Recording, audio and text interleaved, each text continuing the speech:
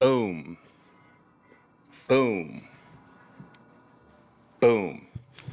Traders, welcome everyone. Good morning, good afternoon. I don't know, maybe even evening, wherever you are in the world. Welcome to another masterclass with Oliver Velez. Of course, my name is Oliver Velez, and we are going to do something very special today. So come on in, make yourselves comfortable, grab something to take notes with, grab the beverage of your choice. I've got some electrolytes here. Let's do this, guys. I want to thank you all for joining me on this amazing Saturday. All right, I've missed you. I haven't done one of these in about a month or so, 2 months or so. So I miss doing these. I'm very glad you're here. I've got a very special.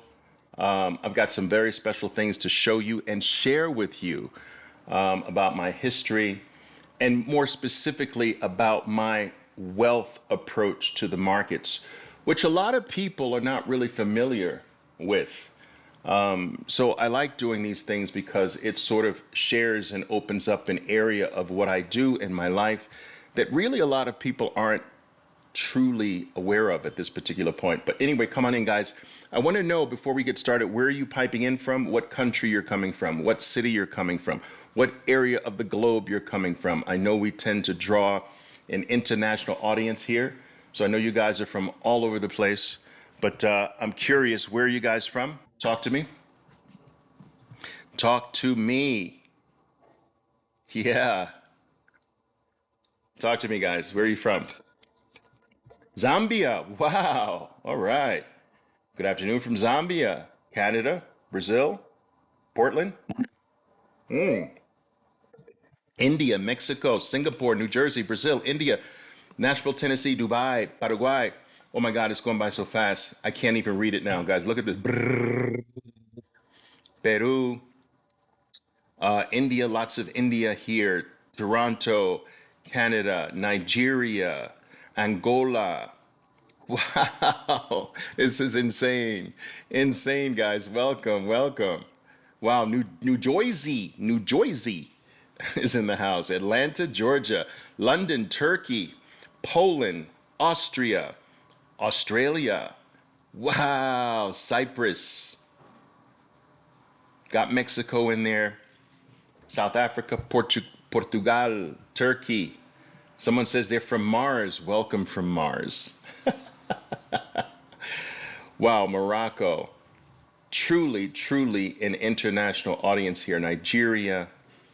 Wow. Welcome, guys. Welcome. This is truly insane. You know, guys, just a few short years ago, we were unable to do this. It's quite amazing because I was actually having this conversation just yesterday on X. You know, some of my deepest relationships are online. They're with people that I spend time with every single day. I know about their families. I say hello to their children. I know the birthdays of their kids. We have a deeper relationship sometimes in a digital form than the very people that we can actually look into their eyes and shake their hands and see them and experience them physically. The internet has done some wonderful things for the world. It's made the world a lot smaller for us, and it's given us access to wider experiences and wider relationships as well. And that's something that I appreciate. So I appreciate you all being here, guys. All right. So, guys, what I want to do here, I want to see if I can, let me see if I can, give me just a moment here. I want to see if I can keep my face up here. Not quite sure if I'm going to be able to do that with the slides, but let's see. Maybe, just maybe. All right, just maybe, guys. So, guys, listen. Today, I want to talk to you about how to invest long term and create generational wealth. Now, listen. Most of the world is familiar with me from a short-term oriented trading perspective, and I understand why, because I was one of the I was one of the pioneering traders back in the late 1980s to really take hold of short-term oriented trading. You see, this is a very interesting part of history. When I first started my career on Wall Street, all right, the idea of trading very short term was still really not in vogue at the time. You still sort of held positions, whether you held positions for 2 days or 3 days, it was still a holding type environment. And I was one of the few starting traders back in the 1980s with a system called SOS, what's called the small order execution system, which was the first foray into electronic trading that allowed traders to basically trade from their desktops. Because remember, back in this time, you had to write tickets out and hand your ticket to an order taker. This began to change with the advent of the small order execution system. I was one of the first of 8 traders to ever experience the small order execution system. And this system gave us the ability to not have to fill out a slip and pass it to an order taker, but to press a button and get filled instantly. And this ignited more of a short-term approach to the markets. And because I took that and I ran with that, I became somewhat noted on Wall Street. I left Wall Street in 1994. I became so popular that I started my own firm in 1994 and actually started this firm with the sole purpose of teaching other Wall Street firms and their traders how to do what I was doing. Because of this, my entire professional reputation largely surrounded around short-term oriented trading. But what a lot of people don't know is that the vast majority of my market play is actually long-term, because there is a phase in your life where you focus on generating income, and that short-term oriented trading approach is an income generating approach. Now, to some, it might be a wealth generating approach because the amounts can be quite large even on a short-term basis. But understand this: short-term oriented trading, by definition, is an income generating approach. You're generating profits 8 minutes, 15 minutes, 20 minutes, 30 minutes in the day, right? That is an income approach. There's a point in your development where you have to actually take a portion of the income that you earn and sock that away into long-term wealth plays.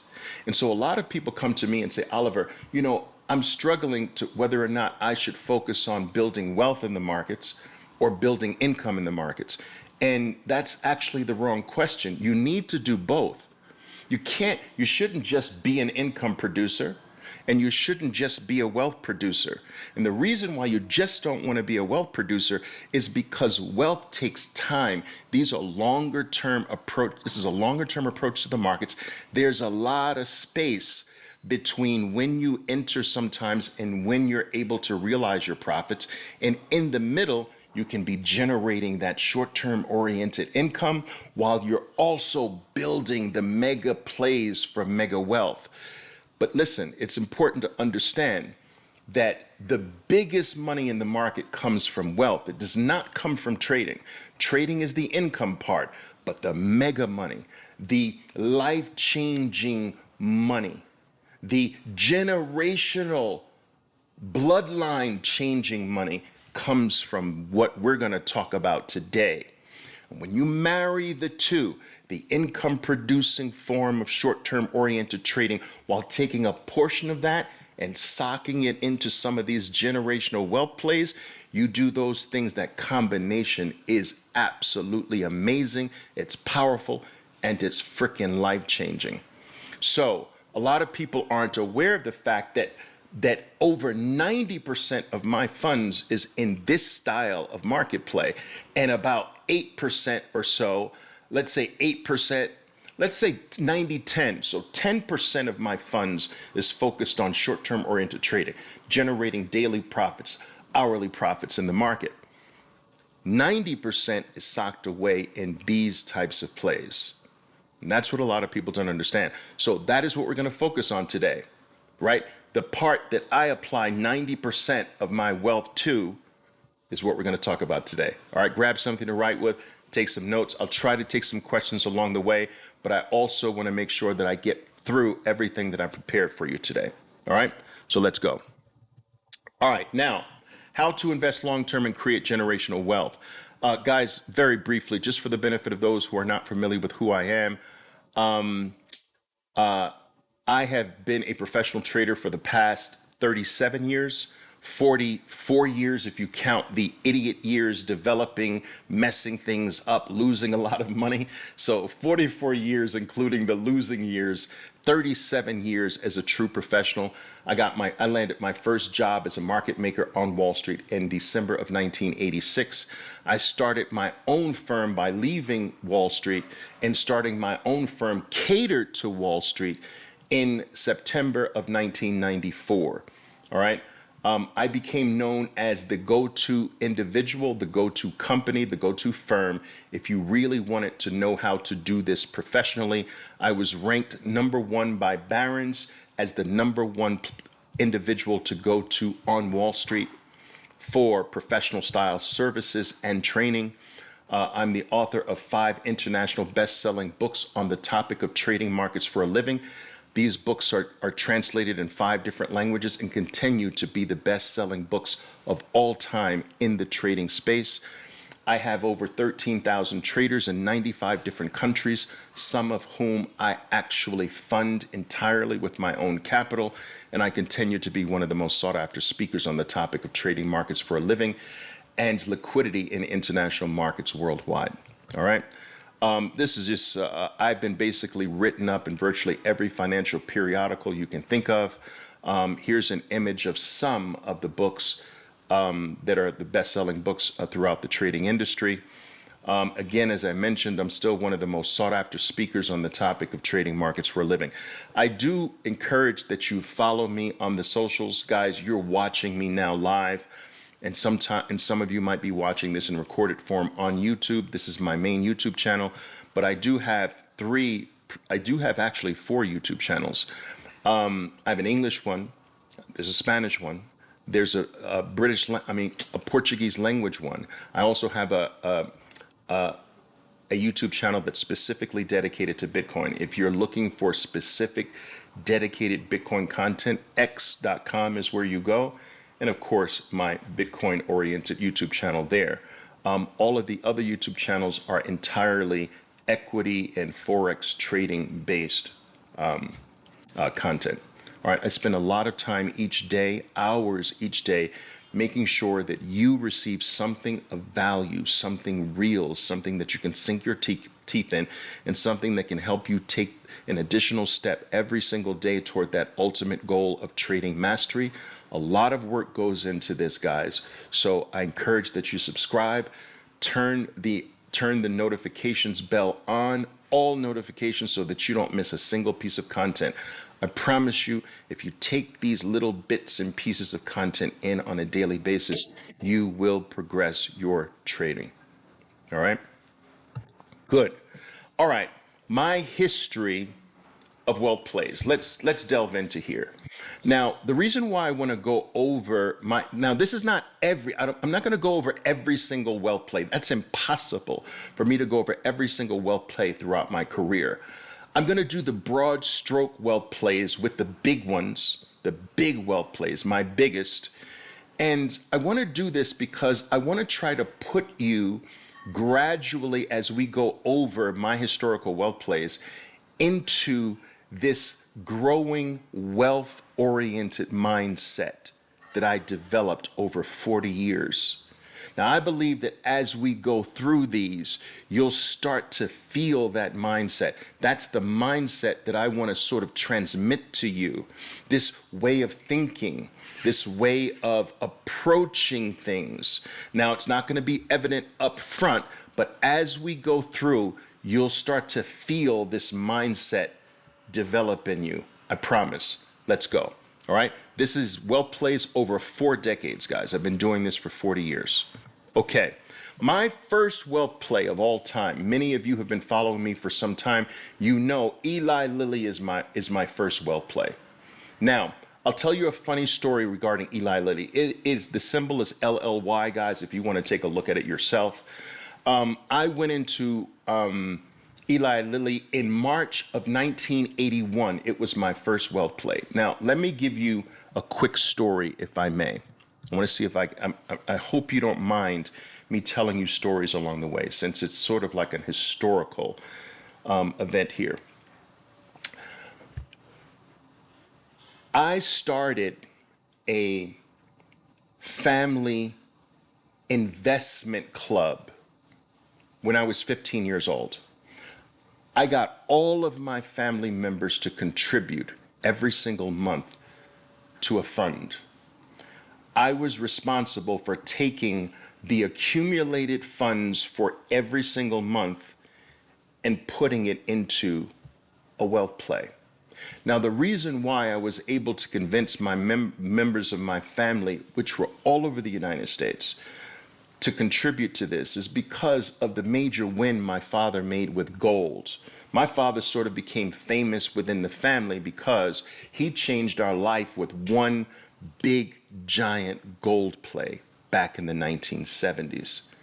And this became folklore for my family. So I went around, I used that and said, do you remember what my father did? Yes. Well, we're going to do the same thing. We're going to do it with this club. And everyone eagerly joined my family investment club. All right. Some people would contribute every week from their paychecks. Some people would contribute once a month. It was my responsibility to do the research on the specific plays and to take every single thing that had been accumulated in the fund for that month and to put it in the play. No cash left after every single month. I started this club. This club was called WBA Investment Club. It stood for Wealth Builders of America. And this is how I started, 15 years old. After accumulating cash every single week or so for a period of time from my family, I took the entire amount and made this first wealth play. Eli Lilly, March of 1981. Okay?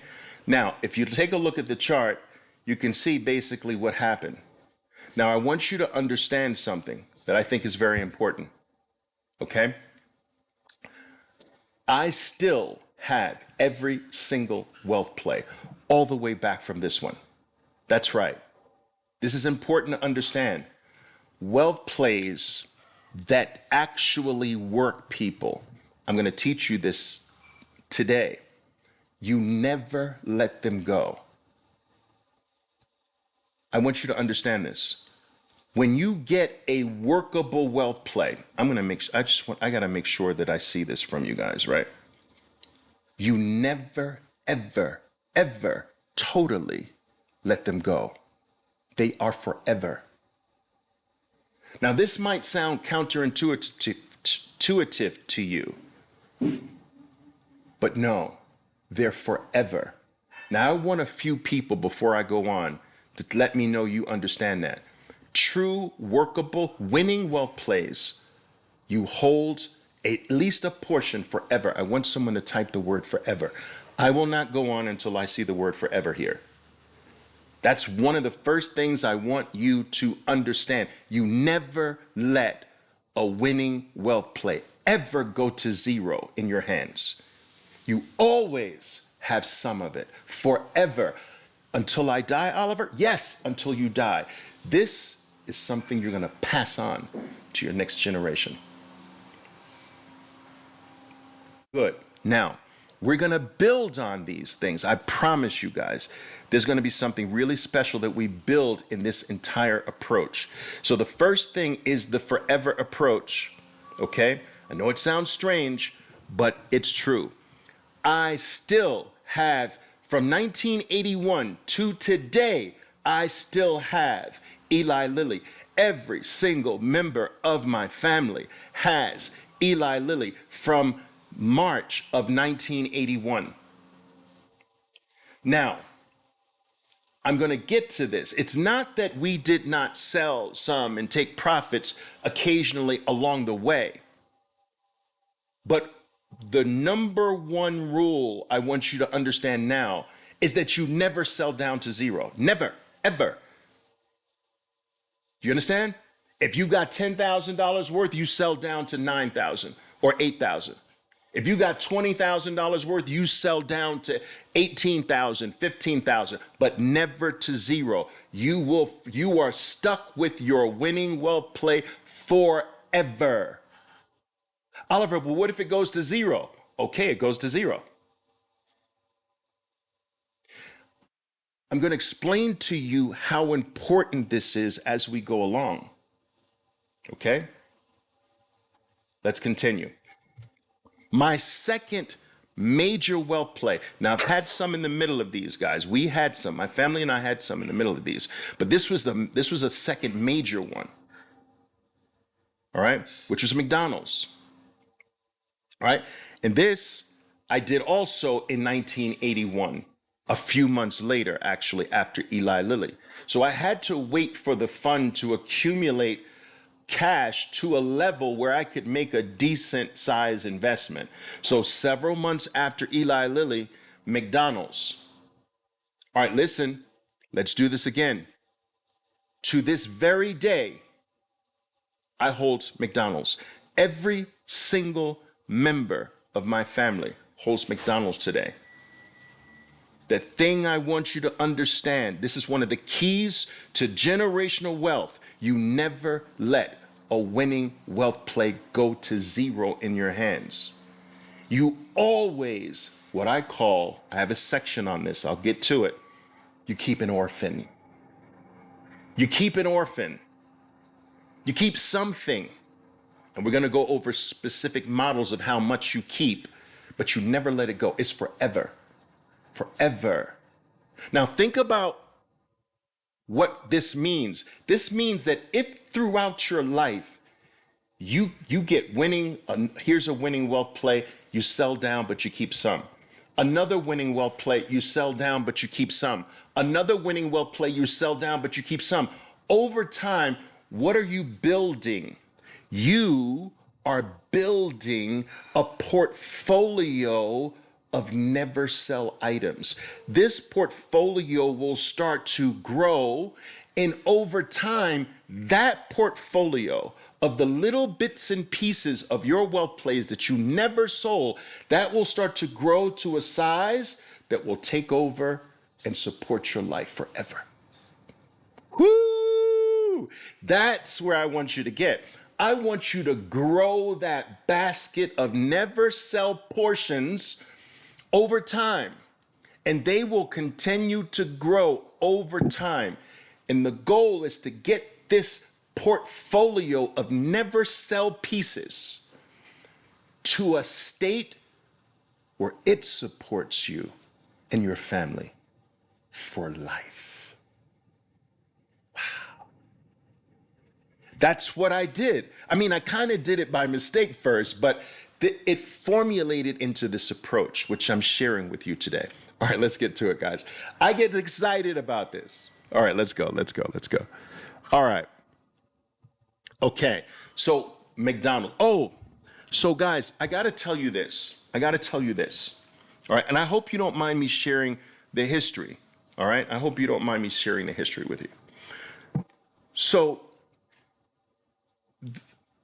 in the beginning, I limited my plays to companies that had drip programs.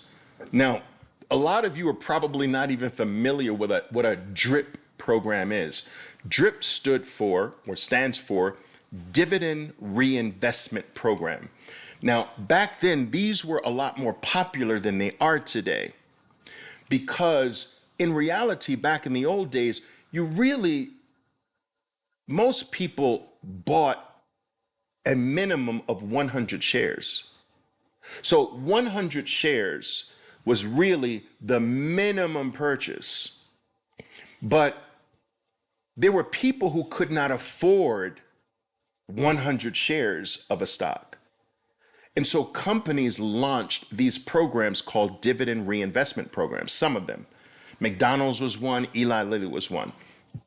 And the way these programs worked were it allowed you you didn't need a broker, you didn't need a brokerage account. You could write a check out to the company's treasury department, send the check to the company directly. They would cash the check and send you back the stock certificates for your purchase that you would have to sign. Physical stock certificates. We held physical Eli Lilly shares, the pieces of paper we had to put into a safe. I had physical McDonald's paper shares that I had to sign and put into a safe for safekeeping. And so we bought directly from the company, but in pieces. You could buy half a share, a quarter of a share, 1/10 of a share. But now you can do that through Robinhood and all the firms, but back then you couldn't do that. There were no fractional shares. You couldn't buy a fraction of one share. Do you understand? And so I limited my buys to companies that had drip programs. Little piece of history there for you, all right? All right, if you don't know what those are and you're curious about it, just Google drip programs, dividend reinvestment programs. All right, guys, let's go. Okay, so McDonald's was the first one, still riding McDonald's to this very day. All right, 1981 as well. Let's go to the next one. Microsoft, okay? Microsoft, now this was, I consider Microsoft my first real heavy wealth play. And the reason why it was heavy is because remember, I told this is in 1994 when I made my first major mega wealth play, dumping a truckload of money in. Now remember, I told you I started my Wall Street career in 1986. Fast forward now to 1994. I'm starting my own firm in 1994. I'd had a successful multi-year career on Wall Street. I got a nice size bonus that year in 1993. Boom! I put the vast majority of it in this play, Microsoft. Microsoft at the time was taking over the world. Software was taking over the world. Bill Gates was the richest person on the planet at the specific time. I felt it was a nice bet. To this very day, I hold Microsoft. That doesn't mean that I haven't taken profits along the way, but I still hold Microsoft. Okay? My next big mega play came in 1998. All right, I call this my Bill Gates play. Now, Microsoft had done so well for me that I felt at the time that whatever Bill Gates does is good for me. At this particular time, Apple was having trouble and they sought out an investment from Bill Gates. Bill Gates, I can't remember what the amount was. You can Google this. But Bill Gates actually made an investment in Apple to help save Apple. And when I heard that, I'm like, whatever's good for Bill Gates, I may not feel like that way about him today, but at that time, whatever's good for Bill Gates is good enough for me. I'm piling in. I piled into Apple, and to this very day, I own Apple from 1998. Doesn't mean I didn't take some profits along the way, but I never sell down to zero. All right, we'll go over this in a little bit more detail. I'm doing an overview of all of my major wealth plays. Okay, so this is the fourth one. Remember, is Eli Lilly, McDonald's, Microsoft, and now Apple. The next major play was Amazon. Now, I call this my first book wealth play because after writing my first book led me to understanding. My first book was published in 2000. Because Amazon was a thing, just becoming a thing, when my book came out, it made me start to understand the model of Amazon better as an author. And that understanding led me to believe that Amazon was going to take over the world. And in 2001, I piled almost every single thing I had available into Amazon. 2001. To this very day, I still own Amazon. Doesn't mean I didn't take profits along the way, but I still have it. You never sell down to zero. All right. Gold was my next major wealth play. All right. 2001 as well. All right. I call this the 10 tower wealth play, which we'll get to a little bit later. All right. This was actually when the Twin Towers were struck in New York City, the terrorist attack. It was fear all over the United States and fear all over the world, like who was next. And I learned from my father that in times of fear, you go to gold. I went immediately into gold with almost every single thing I had available in 2001. And that's 2001. Now, this is the only one that I have to say, guys.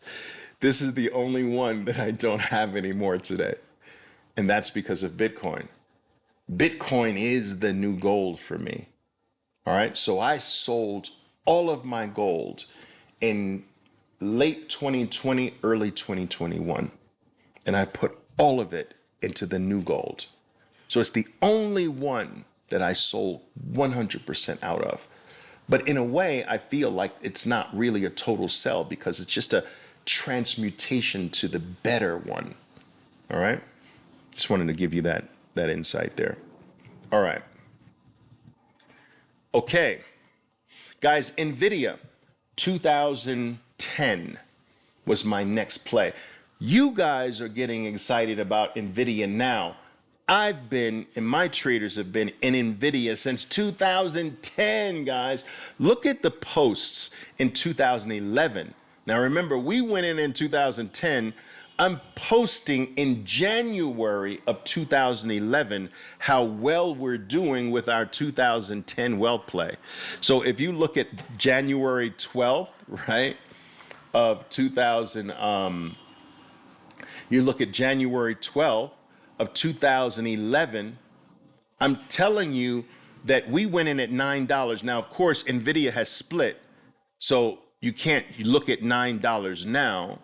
You got to look at, you got to look at like 18 cents, 20 cents, right? Pre-split adjusted prices. So $9 is like 20 cents. It's crazy, right? 30 cents, 20, 30 cents. Actually, it's 30 cents. I'm sorry. So we went in, this is equivalent to 30 cents at the time. Okay? So I'm talking on January 12th about it going from 9 to 23. That's 142% gain and other things as well. And then the very next day, the 13th of January, I'm saying congratulations to all my wealth traders who rode Nvidia with me from 9,950 to 23.25 for a whopping 145% gain.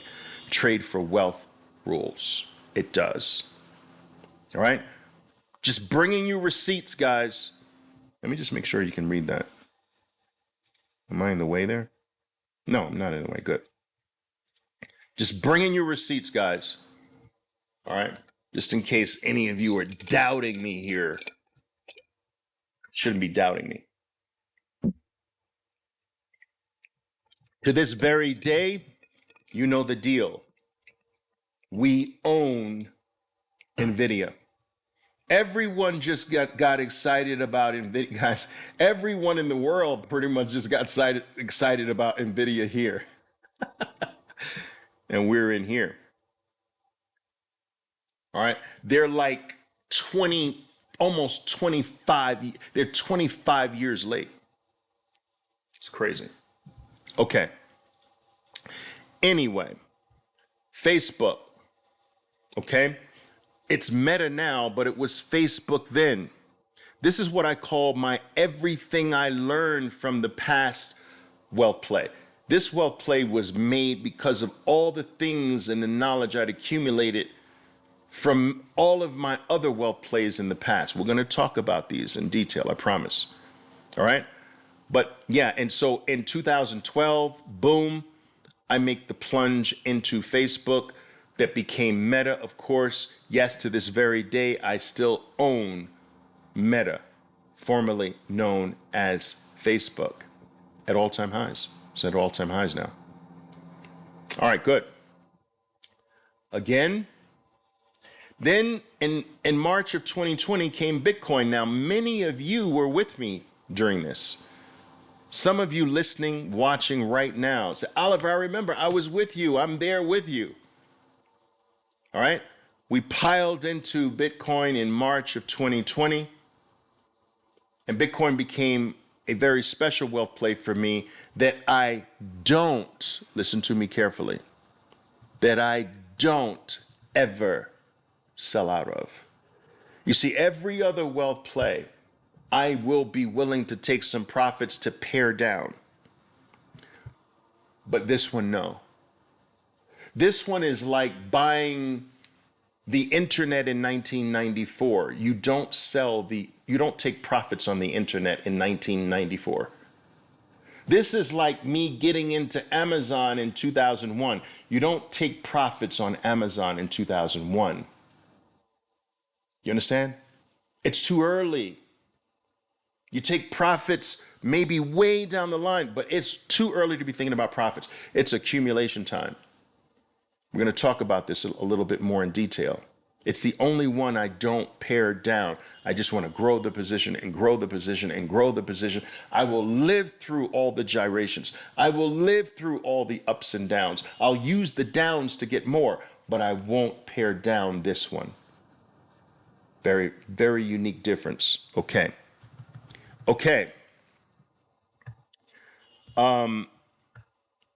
Now, let's talk a little bit about what I call my orphan strategy, all right, which I began talking to you about. Never abandoning a winner. So here's how it goes, guys. Here's how it goes. What I teach my wealth traders is that I put them in this mindset this way. When a play doubles, all right, if a play doubles and if you take out half of the play, realize the profits on half of the play after a double, and you leave half in, okay? Even if that half went to zero, you don't lose money. Think about this. All right? You bought a stock at $20, it goes to $40. You take half of the play off, realize the gain. If the the other part that you bought at $20 goes all the way to zero, you just lose your gain. You don't lose original capital. Right? Makes sense, right? Okay. Now, what I tell them is that if your wealth play has more than doubled and you did 70%, if it more gained and you did 80%, now you're in the winning category for life. It is impossible for what you have left in that play to ever take away the gain that you have realized for your family. And so as a general guideline, what I teach them to do is you can sell down between 50% and 80%. You will keep 20% of every wealth play, but only after it doubles. You choose which one. Choose whichever percentage you want. Your wealth play doubles, you have the right to sell out of 50% of it. You don't have to. You just have earned the right to do that. I like more. So I like starting at 200%, then start taking. But you have earned the right after 100%. Once you double, you can take 50% all the way to 80%.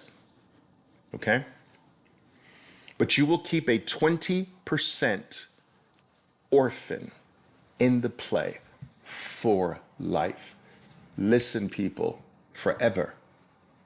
This 20% will grow week by week, month by month, year by year, decade by decade. It will work for you forever. Oh, yes, it will have its bare periods or whatever, but remember, you pulled out the game. This is now for life. And it now becomes an employee for you and your family forever. Now, you have to make sure that you're doing this orphan strategy on the right thing. Do the orphan strategy on bullshit, and you're going to get your life taken away from you. Do this on crap, and you're going to run into trouble.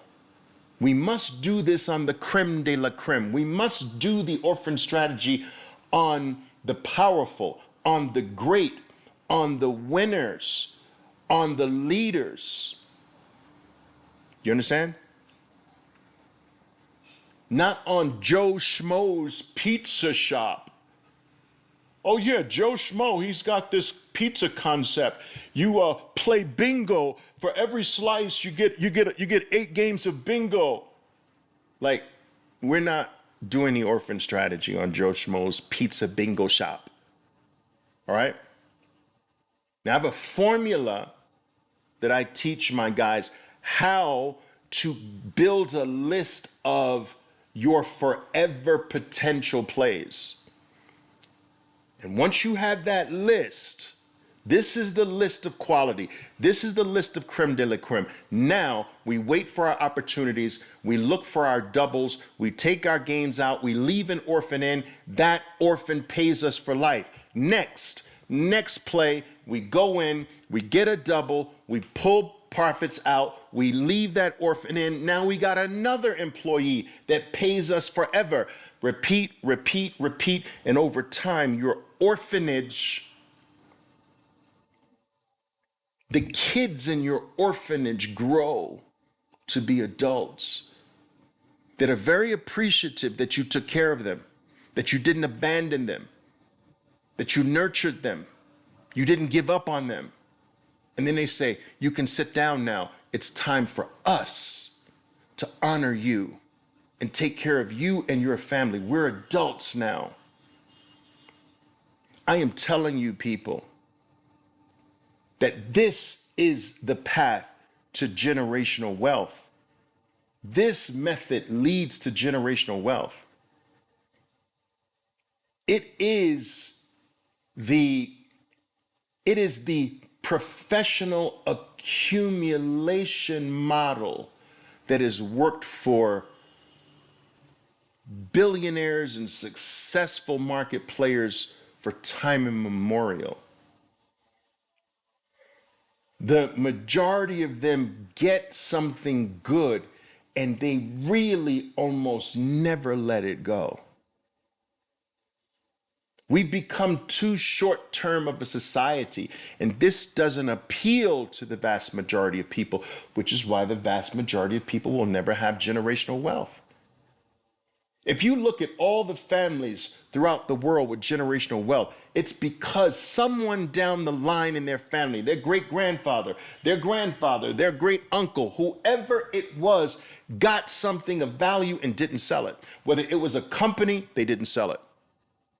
Whether it was property, they didn't sell it.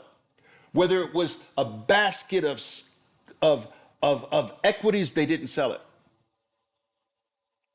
Art, they didn't sell it. Whatever, if you look at all the generational families, wealth families, It's something in their family of value that they didn't sell.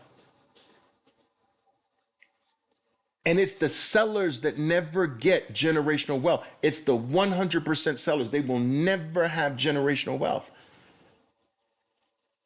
I want you to understand this. It's a different mindset here. All right? Does this make sense? Let me know. Talk to me. Make sense? Give me a few yeses or no. Maybe a little bit, maybe a little bit. Does it make sense?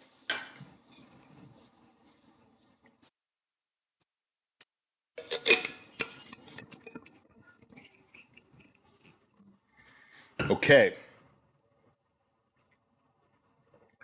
Someone's saying, well, what about Disney? Well, somebody's just asking me, what about Disney? Eli, what about Disney? Well, think about this. What are Disney's clients, customers? Kids, right? So Disney has customers that are born every single minute of the day, no? New customers are born every single minute of the day. Like, this is kind of how you have to think about things on the wealth side. Shit, it's estimated that we're going to have we have 8 billion people on planet Earth. It's estimated that there's going to be 10 billion people by the year 2050. There's 2 billion more Disney customers that haven't even been born yet. Think of it from a Bitcoin perspective. There's 2 billion more Bitcoiners that are not even born yet. There's 2 billion more internet users that aren't even born yet. Aside from the 8 billion, right? Crazy, right? Anyway, these are kind of the mindsets and things that I sort of teach my wealth traders to clothe themselves in. And it causes you to think a different way, you know? It causes you to think a different way. Thank you. I'm seeing your yeses. Awesome. Okay, good. Let's go. Because I do want to start to get into some detail with you. All right, we will. Boom. Okay, so guys, the orphan strategy is your stock doubles. You have earned the right, not the obligation. You are not obligated. There are many times I don't take anything after a double. There are times I don't take anything after a triple, a quadruple, but you have earned the right after a double. Okay? You have earned the right after a double to take anywhere from 50% to 80%, but you must never sell the 20%. These 20% pieces become orphans that clan together to form an orphanage, an orphanage portfolio. This portfolio grows over time and will start to pay you for life. All right. Now, as an example, I'm going to go over some examples of the orphan approach with Eli Lilly. All right. So initial entry here, follow me for a second. And let's say, okay, I am going to sell. Let's say my basic approach is I'm going to sell away from my key moving average, anywhere between 50 and 80%. So here's my key moving average. I'm going to sell away from it. Boom. So just think about this. In, away. Now let's take the 50%. Let's say I do 50% out. But I'm going to have, my idea, people, is to have, I'm not going to just do one wealth play in Eli Lilly. Eli Lilly might deliver another wealth play opportunity. So my goal is to have 3, 4, wealth plays in the same thing for years, over the years. So watch how this works. Watch how this works. Okay? So in, out, half. Back in, let's say this color change here. Boom! I'm back in. Okay? Now this is a brand new wealth play. Out. Now, look at these. These are 50% out, right? I've got 2 orphans now. Not 1 orphan. This is a brand new orphan. So look, guys, this is one wealth play. This is another wealth play.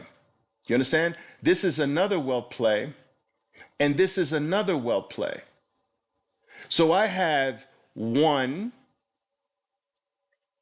2,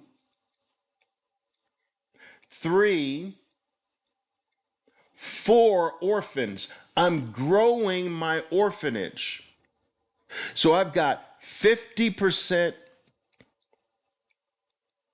from my original amount as an orphan here, or it can be as much as 80%. Let's use the 80% example. 80%, I'm sorry. So let's look at what I have left. Let's do it like that. I've got 20% left. I got a 20% orphan here. I've got a 20% orphan here. I've got a 20% orphan there and a 20% orphan here. But each play is an individual wealth play, as if it's unique to its own self. Now, every single time I do a new wealth play in the play, I have extra confidence because it already paid me. It already delivered for me.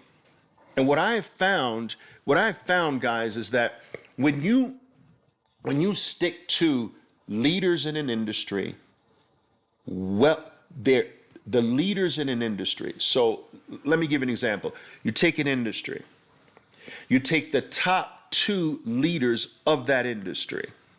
You make sure that they're super wealthy, which means that they have more money than God. That's important.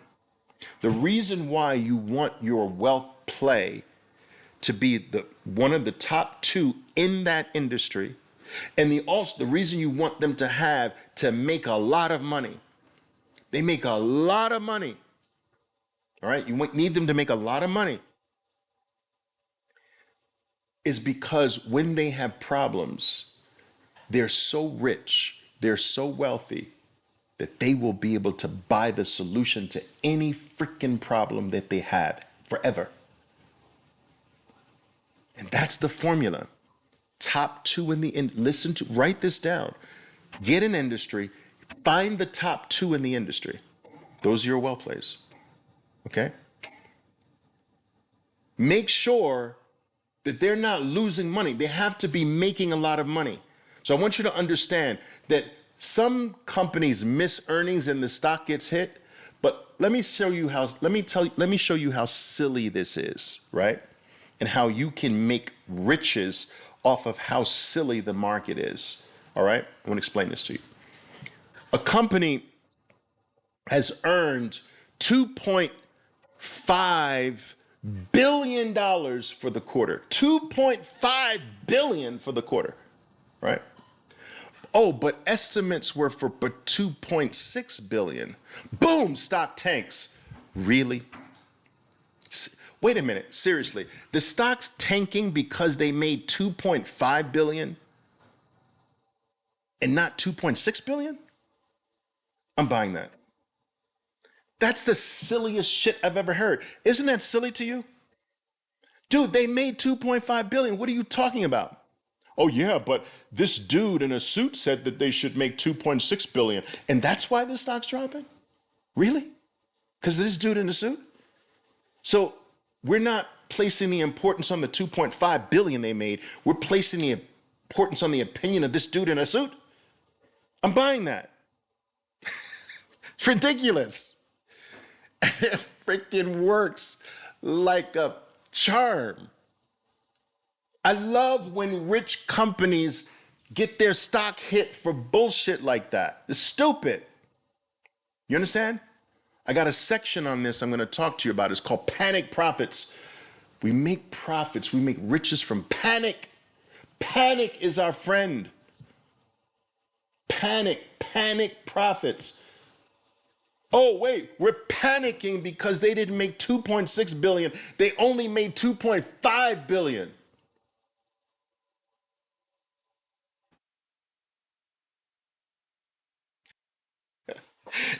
It becomes so easy when you start thinking like that. You know what I'm saying? It's just crazy. People are freaking crazy. They're crazy. Is this play only valuable at 100 shares? No, you can do fractional shares. That's the beauty of today. You don't need to buy 100 shares. Buy 10 shares, buy 5 shares, buy freaking 2 shares. You have to operate where you are. Do you understand? Wealth is a relative term. If you can only do 2 shares, do 2 shares.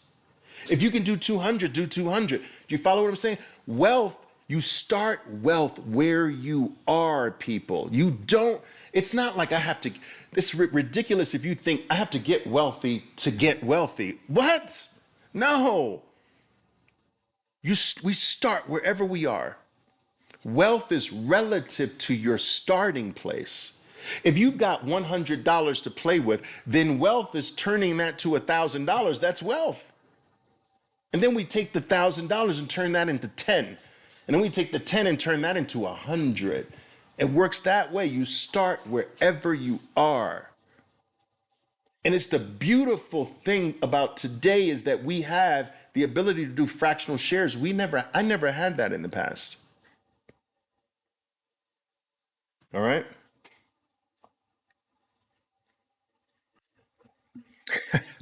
But wait a minute.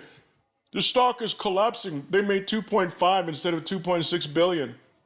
Oh, we're scared. We're scared, Oliver. We don't want this stock anymore. They missed earnings 2.5 billion. That's not good enough. So, guys, understand the formula, right? The formula is industry, top 2. Fuck the rest. Top 2. All right? Everybody else is like, guys, for it, as a matter of fact, you can just do top 1. Like, who remembers third place in anything? Who remembers third? Oh, well, Oliver, what about the number 3 spot? Who remembers third place? Nobody. Maybe second place. Maybe. Maybe silver. But gold and silver, that's it. Bronze, no. So get your industry. You like chip stocks, get that chip stocks in there. Get that chip stocks industry. What's the top 2? Boom. You like drug companies, boom, top 2. You like transportation companies, boom, top 2.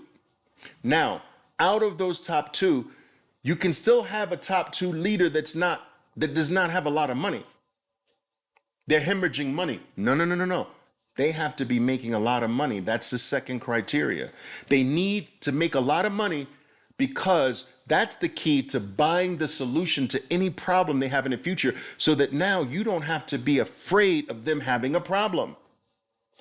You want them to have a problem because the problem drops the stock, gets it to you cheap, and you know, I'm going to sit back and watch them buy the solution to this. They will buy the solution to any problem. I promise you, it has never not happened. Never for me not happened. Never. They always buy the solution. All of them. If you're picking amongst the top 2 with a lot of money, they will get out of trouble. I promise you. And that panic becomes an opportunity. All right. And this is what I help my traders do. We work with these lists. I have a preset list, and then we work together. Now it's time to pile in. Now it's time where you've earned the right to take half to 80%. Now it's time for the second wealth play. Now it's time to take your profits. You can, if you like, 50 to 80%. We got now 2 orphans. The idea is to grow your orphanage, grow your orphanage, grow your orphanage. Powerful. All right, let's keep going, guys. I don't want to shortchange you here, okay? This is powerful stuff. I get excited sometimes and can go off on a tangent here, but this has freaking changed my life. This type of play has changed my life. Boom. Wealth play 1. Wealth play 1. Pair down. Orphan 1. Wealth play 2. Pair down. Orphan 2. Wealth play 3. Pair down. All right. That doesn't look like a lot, but that's way more than a double, guys. All right. Orphan 3. Color change here. Wealth play 4. Pair down wherever. I'm just putting the X anywhere. You can pair down here, anywhere you want to. Anywhere you earn the right to. But you get the point. Orphan 4. I've got 4 orphans in Eli Lilly and counting.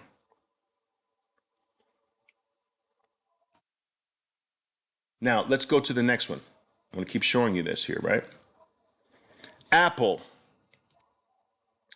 Initial entry. Boom. That's way more than a double, guys. That's like triple, quadruple. That's huge. Okay? 1, orphan 1. 2, orphan 2. 3, orphan 3. And so forth and so on. You're building your orphans. Each wealth play is independent of the prior one. And that 20%, you must maintain a minimum of 20% for life.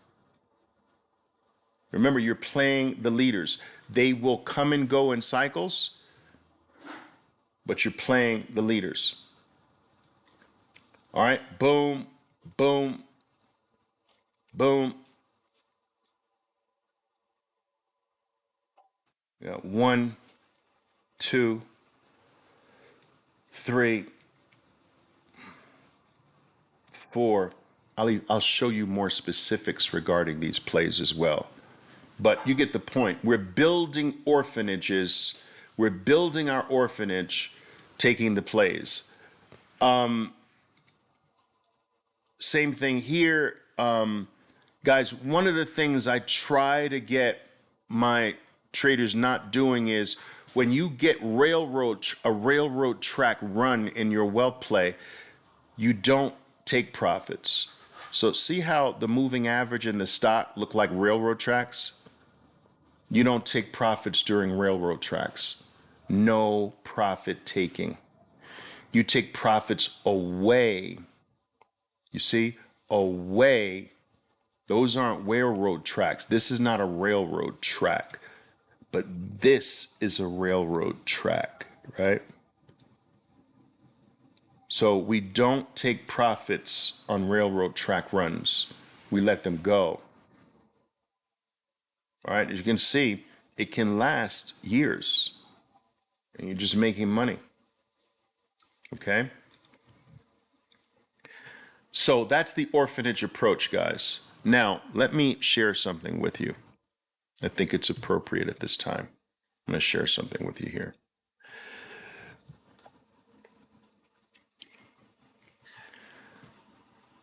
A wealth tip. When your orphanage grows, this portfolio, a collection of plays, that collection's going to grow in value over time. Remember, it's almost like you forget about that. The orphans that you keep in your winning plays, also make sure that you are focused enough to catch the next play. You ever have a winning play in a play, proud of yourself, and then you're off to something else, and you come back at some point in the future and say, oh my God, there was another winning play and another winning play, but my attention wasn't there. I caught the first one, but the second one and the third one, I just wasn't paying attention. Well, this will never happen to you with this approach because your orphans will cause you to stay focused. And when there's another wealth opportunity to take advantage of, based on my buy criteria, my wealth buy criteria, you'll say, okay, it's time for wealth play number 2. Okay? And we're going to talk about this when it's time to start accumulating again. But here's wealth play number 2. All right. And so what will happen, guys, check this out. This is cool. Smoke on this. All right. Check this out. When that portfolio gets big enough, you take that portfolio. If you want to get in a put on a suit. I don't put on a suit for anyone today, but put on a suit. Make an appointment with the wealth department of Morgan Stanley or JP Morgan or Goldman Sachs.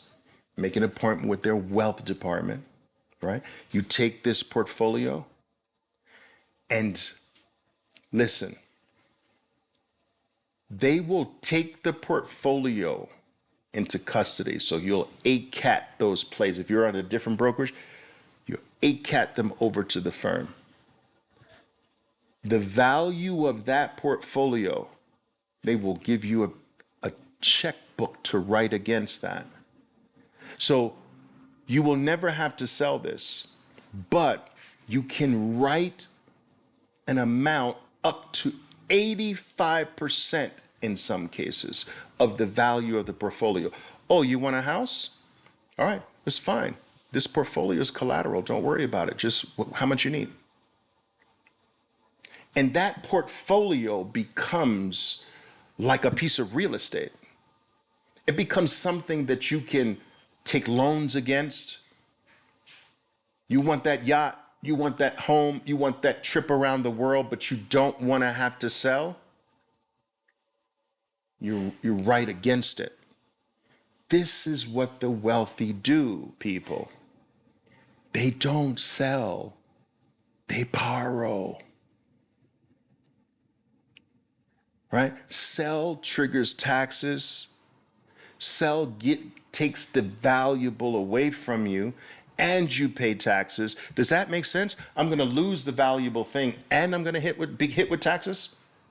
That's a double hit. I'm losing the thing of value because I'm selling it, and I'm going to have to pay taxes. Wealthy don't do that, people. They hold and borrow. Do you understand what I'm saying? Tell me. Let me know. A few of you let me know. Tell me. Make sense? Growing this orphanage. You're making money along the way, but the orphanage stays forever. Taking that orphanage to a place that will, a top firm, Wall Street firm, that's in the future. But yes, you'll be able to do that. It's crazy, right? This is what I tell people about their Bitcoin too. Guys, in the next 2 years, banks are going to roll out the red carpet and say, you have Bitcoin? Come this way. What do you want? And you'll be able to write a check against your Bitcoin for anything in the world, guys, anything in the world without ever giving up the most valuable thing. The wealthy don't sell. I'm telling you, they borrow. All right. Okay. All right. I'm going to teach you all of these things, guys. We're going to do these things together. All right. Do all of these things together. All right. Let's keep going. Now, let's talk about, so I gave you the kind of the history, the past, right? Can I talk to you about the recent well plays? Now, guys, when I say a well play, I always tell my traders we're thinking 18 to 24 months out. That's wealth territory. 18 to 24 months out, 2-year time frame. Now, it doesn't mean that you won't be able to take profits before then. It's possible. All right. In many cases, you will. But the mindset should be 18 to 24 months out. You're playing for 18 to 24 month period. All right. It's almost 2 years. Okay. Now remember, you're trading to make income as well. So this is the wealth part of it. Don't forget that. So guys, in late 2022, my wealth traders and I, we really did heavy move into certain plays. So remember, Meta, Facebook is already a wealth play, but now we're doing a brand new wealth play in late 2022 in this zone. All right. Now, one of the things I want you to mention. Remember, I was talking to you about railroad tracks. See the railroad tracks here? You don't sell that.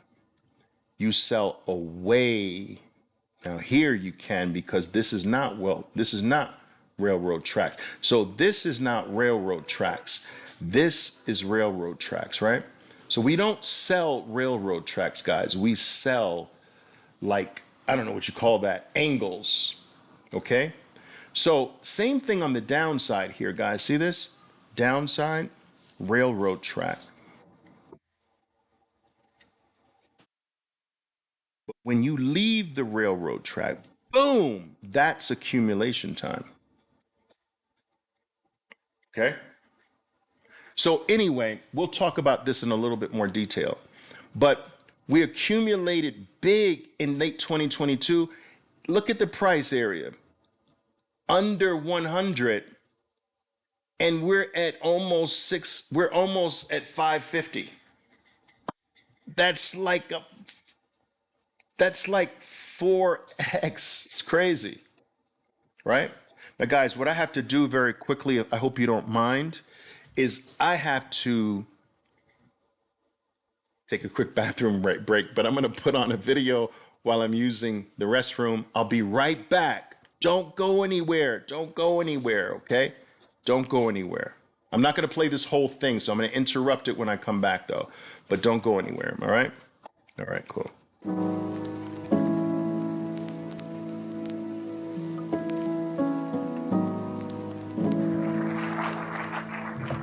Thank you, Jim. I will say this is very, very interesting. It's an historic event. The very first international day trading expo. When I started in this industry 13 years ago, there were no teachers, there were no mentors. For those of you who are not quite aware, I am the author of the best-selling Tools and Tactics for the Master Day Trader. I'm also co-founder of Pristine.com, which today is considered to be the premier educational resource for active self-directed traders. Pristine.com, of course, was formed about 7 years ago in my basement apartment with one client. Today, 7 years later, Pristine has a worldwide following of 88,000 that spans over 62 different countries. Señor Oliver Velez, bienvenido a Colombia, de Noticias Caracol, y gracias por estar con nosotros. Cuéntenos, por favor, en qué consiste el método Trade for Living que usted creó y que ha sido tan exitoso a nivel mundial. 4.5 years ago. Hace 4 años y medio, vi que uno de los mayores problemas que los corredores de bolsa tenían era la falta de entrenamiento y un monto apropiado de capital. Lo que hice fue crear un programa que se llama Trade for Life, que le permite a los corredores tener continuo entrenamiento cada día con fondos que yo proveo, por lo cual se elimina el miedo a perder mucho capital. If you want to buy off the 200, which I strongly suggest, once you get a green bar at or near the 200, there's your buy and there's your explosion. We're talking about trading tips today with Oliver Velez. We've experienced obviously one of the most volatile months in years. I don't believe we've experienced this level of volatility since, I don't know, 2008, 2009. The greatest event of markets and trading in Spain. Oliver Velez, a legend of the trading. He is also known as the rock star, the Messiah. All right, guys, I'm back. You saw when I was older, right? You saw that, right? That was when I was older, guys. Okay. All right, let's go. Let's go. All right.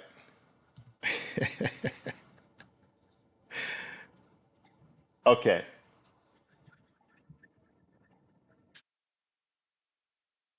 Now,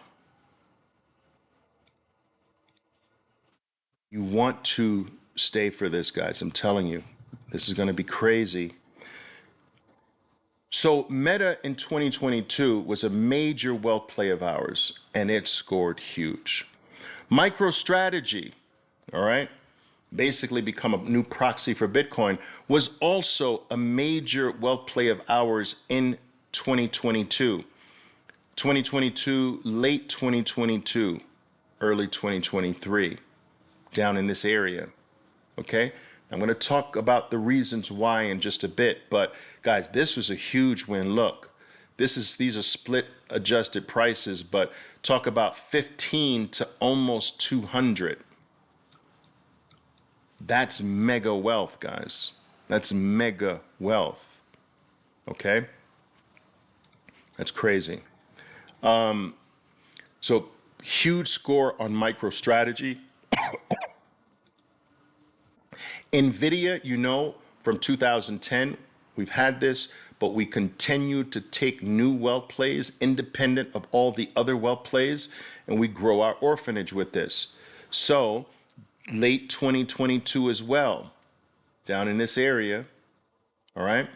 Now look at the split adjusted prices, $13, $14, $125 today. Huge well play. Again, 18 to 24 months out. That's the time frame we're looking for. 18 to 24 months out. It's perfect. That's the perfect wealth time frame. Okay? Oh, by the way, so let me just do this. Yeah, so, you know, your moves away for profits, railroad tracks, no profits. Away, okay. Okay? All right, good. Coinbase was also a play, all right? Late 2022, early 2023, 18 to 24 months out. All right. Now look at your price. Look at our prices. 39, 40, all the way to almost 300. Almost 300. Those are insane gains, guys.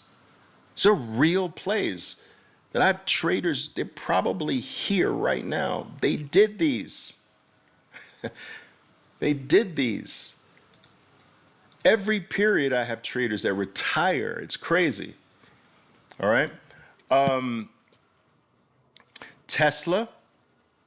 All right. Early 2023, actually. All right. Still in play. But this went from around 100 to almost to 300. It's 2x. All right.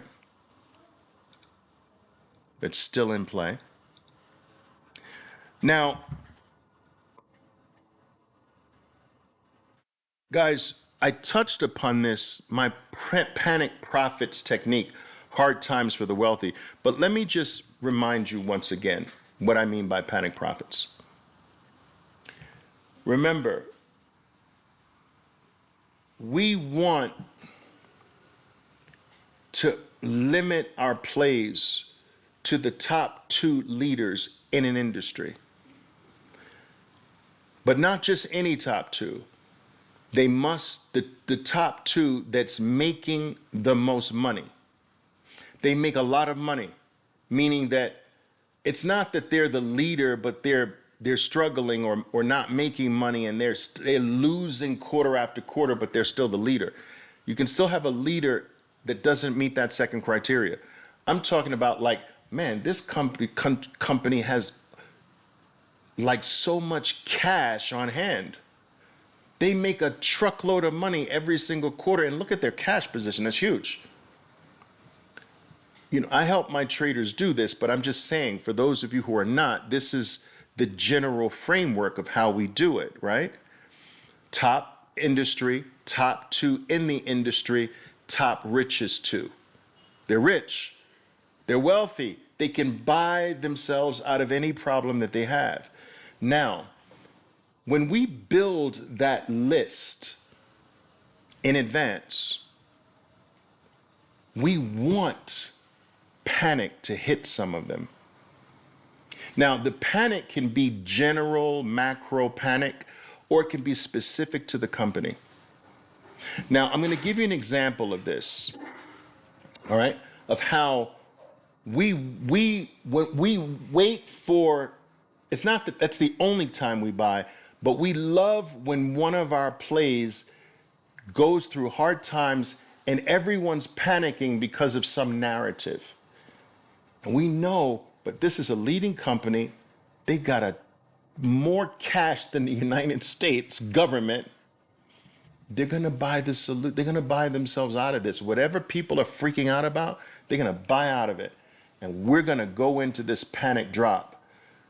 Meta was the perfect example of this. And I want to show you. I want to show you this. Let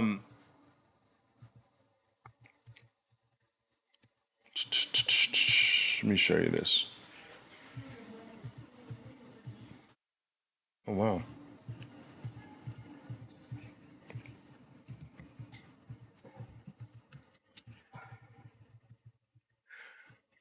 When Meta declined, guys, here, Meta just took a dump from, I don't know, it's like 400 something, and took a dump all the way down to under 100. That's a big drop from over 400 to under 100. And what was going on with Meta at the time was, I don't know if you remember, it's when they changed their name from Facebook to Meta, and they made this focus on VR, the metaverse, and they were spending literally billions of dollars a month to make this thing work. And people started panicking at the company hemorrhaging money at that rate and seeing no real progress. And this fear took hold of the market and it turned into panic. And you had institutions all over the world dumping Meta because of this fear. They've gone off the rocker. They left their core business model. They locked in on this VR metaverse thing. It's not working. They changed their name. They changed their brand. It's not working. And they're hemorrhaging billions of dollars. And so I remember people saying, wait a minute. If they spent these billions at the rate, if they continue spending these billions, they wouldn't run out of money until the year 2055. Holy shit. This is a panic profit opportunity. If they never made another penny and continued to spend like this, they don't run out of money until 2055? No, this is fake. Boom!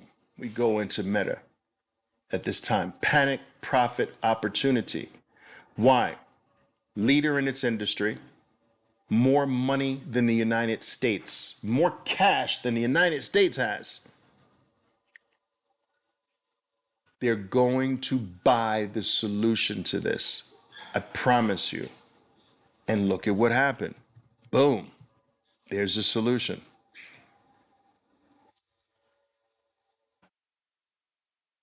And that's a perfect example of having panic hit a leader with a lot of money. They always come out of it. All right? They always come out of it. Money buys solutions. Okay. So now that's the panic profit approach. When hard times hit the wealthy companies, those are opportunities. Now, my panic profit plays from the past are Apple in 1998. Amazon in 2001, Gold in 2001, and Facebook in 2012. Now I want to talk quickly about them. These are the past ones, right? So Apple at the time, many of you weren't around, but Apple was going out of business. Steve Jobs had just come back to the company that he had gotten kicked out of, that he had founded and gotten kicked out of, and they were hemorrhaging money, and they had basically lost their leadership position, and Apple became a thing of the past, and they were going out of business. Remember, they went public here. Look, they're all the way back to the start and about to go lower. Okay, so this is panic, going out of business. Boom. Steve Jobs gets Bill Gates to make an investment in Apple. That's all I needed. Panic profits, panic profit approach, paid off in spades. Okay? Another example. Amazon, right? This was the dot-com crash. Dot-com crash. Anything internet related just took a dump. And most people believed that everything was going to go to zero, including Amazon. Amazon was not making money at this particular time. And still their primary product was books at the time. And everyone was panicking out of the stock, probably except Jeff Bezos and his parents. Everyone was dumping the stock. In this case, the thing that made me realize that this was a huge opportunity was something a little different. My book had just been released in 2000, okay? And I remember I want to tell you a little story. I used to go to the local Barnes and Noble stores around me and go to my book on the shelves, and I would sign them as a surprise to people who bought them. So people would buy the book off the shelf and say, "Oh my God, Oliver was here. He signed the book," right? So I would do that. So one day I'm in Manhattan and I go to the main Barnes and Noble, and they don't have my book. And so I call over one of the workers and I say, "Why is my book not on the shelf?" And he says, "Well, we sold out of it." I'm like, "Okay, but yeah, I mean, you should know it's a popular book. It's like a best-selling book. You should have, let me speak to your manager." So the manager comes over and I say, "Listen, I don't understand this. You know how hot the book is. How do you let your number one store, how do you let the book not be on the shelf?" And the manager says, "Look, Oliver, I understand your plight. We get this with authors all the time. But listen, your book is a year old. And so we have new books that we have to actually put on the shelf. And even though your book is still selling well, we give precedent to the new book, our shelf. The new books, they're fresher, they're newer, and people want to see different titles. And so we only have limited bookshelf." And I'm like, "Oh, really? That's how it works. So it doesn't matter how well my book is selling. You just need the new thing. And because you need the new thing, you only have limited space. You have to move some of the good shit off of your shelf to put new shit on the shelf because your shelf space is limited." He says, "That's about right." And then it hit me. Boom. OMG, people. I had a lightning bolt in 86th Street, Broadway, Manhattan, in Barnes and Noble that day, in front of that manager. Holy shit. Amazon doesn't have limited bookshelves.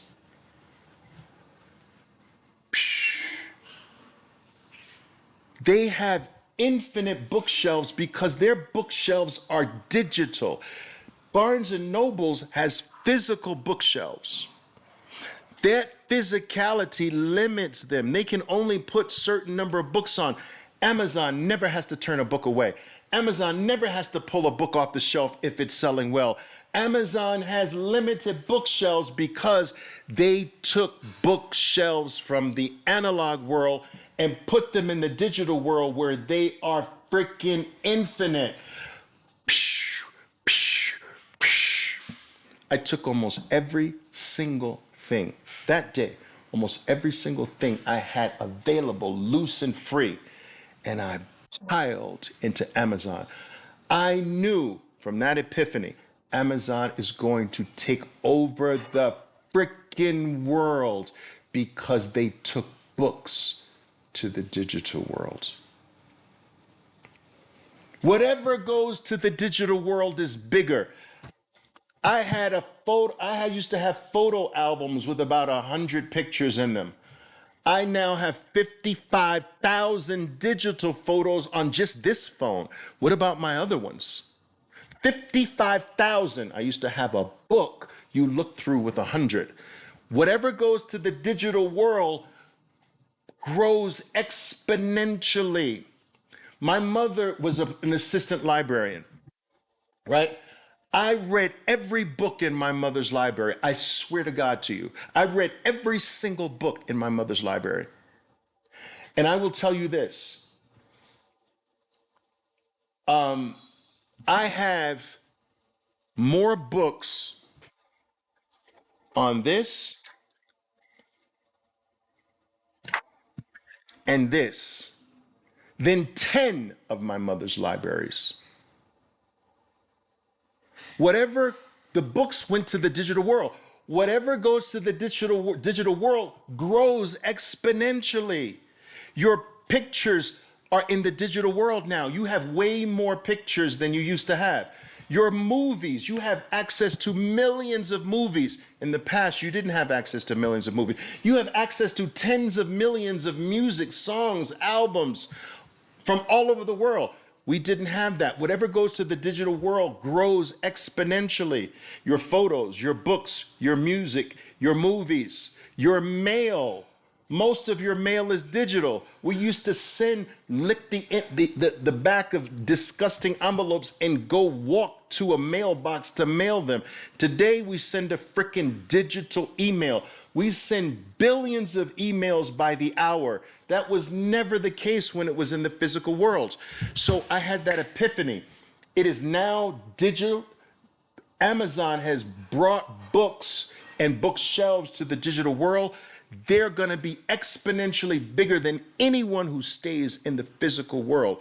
And that made me pile into Amazon. It's the same thing that made me pile into Facebook in 2012 because they brought relationships to the digital world. In the physical world, I can only befriend how many people? 150 tops? What is that law called? Dunbar's number? That you can really only know between 100 and 150 people. That's max in my life. And most people only have friends that are like 20 friends or 10 friends or 15 friends. But Facebook was going to take friendship from the analog world, from the physical world to the digital world and blow up relationships. I applied the same thinking for Amazon to Facebook. Facebook's going to take friendships to the digital world. I'm there. Boom. I did the same thing with Bitcoin. Wait a minute. Gold's in the physical world. Gold was in the physical world. I was a gold bug. I told you gold was one of my biggest plays in 2001. But I'm like, wait a minute. If gold is stuck in the physical world and Bitcoin is the digital version of that, then the digital version is going to be way bigger than the physical version. And gold is $17 trillion. Bitcoin's 1 trillion. Bitcoin's not only going to go to 17 trillion from 1, it's going to be way bigger than 7 trillion.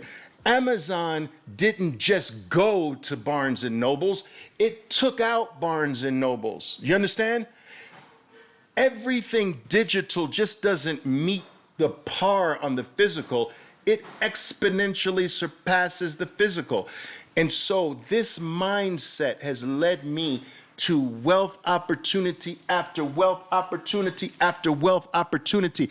It's almost so easy. It's like freaking taking candy from a baby today.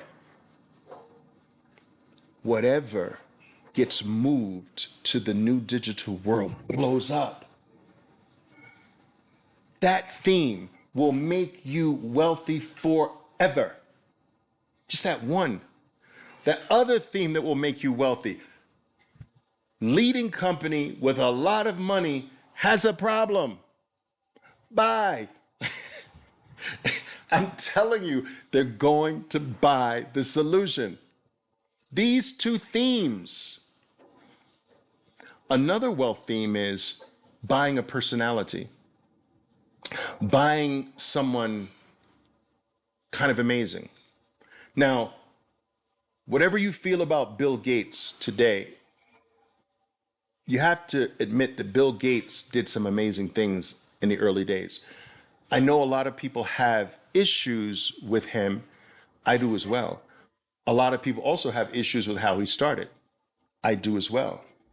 But what he put together in his team or whatever is freaking amazing. So I bet on Bill Gates in the 1990s, and I won. You understand? I bet on Elon Musk, and I won. So there are three wealth themes that I want you to be aware of. It's the panic profits theme with leaders with a lot of money. It's the, if it moves to the digital world, it's going to be way bigger than anything, any counterpart in the analog world. That's number two. And a bigger than life personality that's doing major things. These three wealth themes can set you up for life. Did you follow what I was saying, guys? Does that make sense in any way? Make sense? Yes? A few of you let me know. I want to see some yeses here. And then we'll close out with the final part here. Says, you are a light bulb all the time, coming up with incredible new ideas. Awesome. I appreciate that. Thank you. Rise of King Fresh says, thank you, brother. Finally caught you live. Keep preaching that fire. Love it. Awesome. Fantastic, guys. Good. All right, guys. So I'm not done with you. Hang with me a little bit. I promise you it's going to be special. I promise you. All right. Here. So we're going to cover this last part with you, right? Let's go. So this was the Amazon play. Guys, the play on gold, right? Gold was a panic play because of the Twin Towers, I told you. The world was panicking, the United States in particular. My dad always told me, in panic times, just go to gold, Oliver. And that's what I went. Now, if you look very carefully, gold was in a 20-year, what some people would call a 20-year bear market. This is 20 years. So my father had made his money on this run up.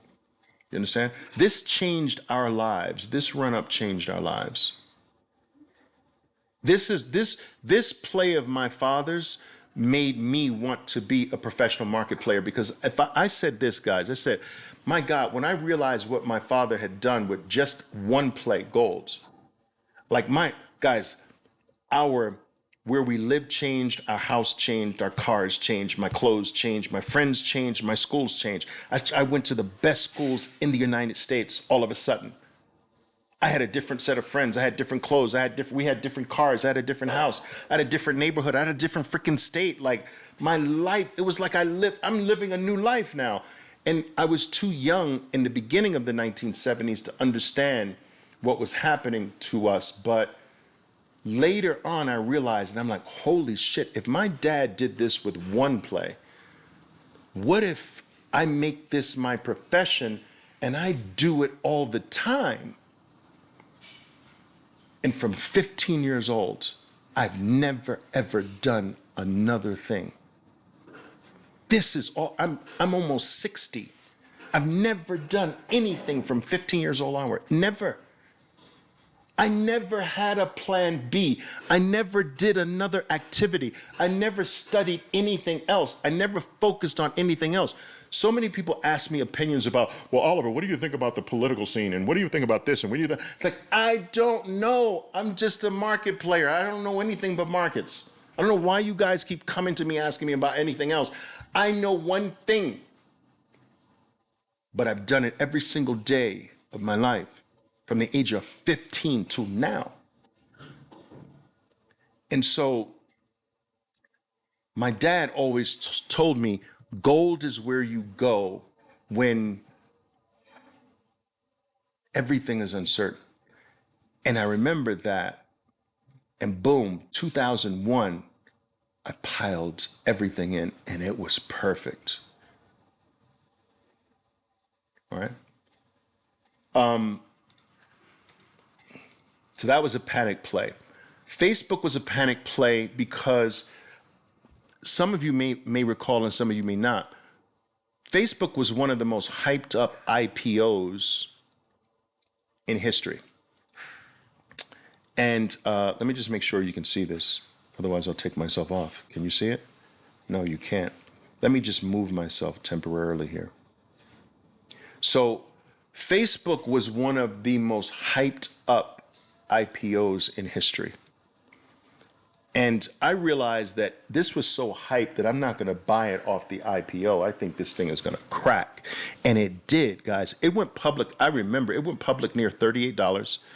And it went public at $38, but it started trading higher than that and then collapsed. And it collapsed all the way. So if my memory serves me correctly, I thought it collapsed to near $18. This doesn't have it there. Maybe it does, but I just remember $18. And so I remember saying that if this comes back in any way, I'm piling in. The panic is over. So I realized that the most overhyped company in the history of the world panicked down from $40, this is almost $48 at the high, all the way down to 18. That's a huge collapse. But the comeback made me say, okay, the panic is over. Now, remember, I'm not using the money, the wealthy theme yet. This theme on Facebook I'm using a combination of panic and digitization of something. The digitization of personal relationships, the same way Amazon was the digitization of bookshelves. All right? Which I knew if they can digitize bookshelves, they're going to digitize shelves for everything from food. They're going to digitize the food shelves. They're going to digitize the clothing shelves. They're going to digitize the home products, consumer product shelves. They're going to digitize the world because up until Amazon, everything sat on a digital shelf. I mean, on a real physical shelf. Amazon brought digital shelving to the world. And I'm like, people didn't understand, guys, that Amazon used books as a testing ground for everything else in the world. They used books first as the beta, but people kept telling me, but Oliver, why are you putting everything you have into Amazon? Because they just sell books. I'm like, you don't get it, dude. They're using books as the testing ground for everything, all the clothes you have on. They're going to use they're using books as the testing ground for clothes, consumer products, electronics, food, anything that sits on a shelf is Amazon's in the future. I promise you. And so many people couldn't see that, right? And so now Facebook is bringing digitization to personal relationships. And I'm like, holy this is really huge. See my little puppy running back there? Nala is her name. So, wow. So When they came back, boom, they're digitizing personal relationships. I'm in this thing. And it worked out huge. All right.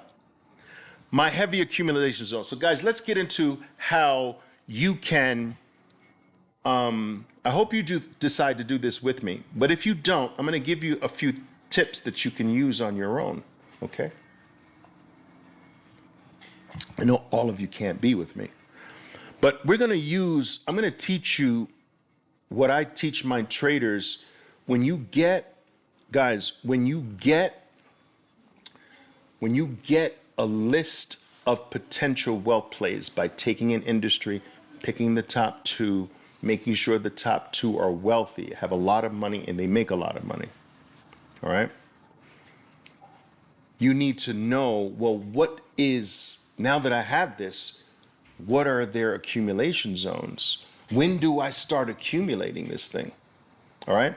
And so I teach a heavy accumulation zone using the weekly 20-period moving average. So a weekly chart with the 20-period moving average on it. So let's take a look at that. So we take a weekly moving average. So let's take Tesla. And the 200-period moving average is the red line. Now the blue is the 20-period moving average, right? So 20 and 200. So when your stock breaks through the 200, so this becomes your accumulation zone. Let me just do it. Your heavy accumulation zone is below the 200. Your heavy accumulation zone is below the 200. Your heavy accumulation zone, you see, we're sort of still, remember I told you we're still in play with Tesla, is under the 200. Now, I can't go into, we have sophisticated ways of accumulating that zone. That is something I can't go into today. But there's a specific accumulation method in this zone. But at least I want you to know what the zone is, so that if you look at a key stock, you will know that Oliver and his wealth traders are heavily accumulating now. All right? So Tesla's still in play right now. All right, in the heavy accumulation zone. And you can see how consistently it works. Guys, this is a 2x from here.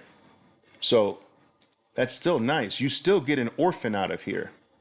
As long as I get an orphan out of the play, I'm happy. Do you understand? We want orphans. Okay. Now, Bitcoin. Take a look at that. Again, 200-period moving average weekly, and you're 20.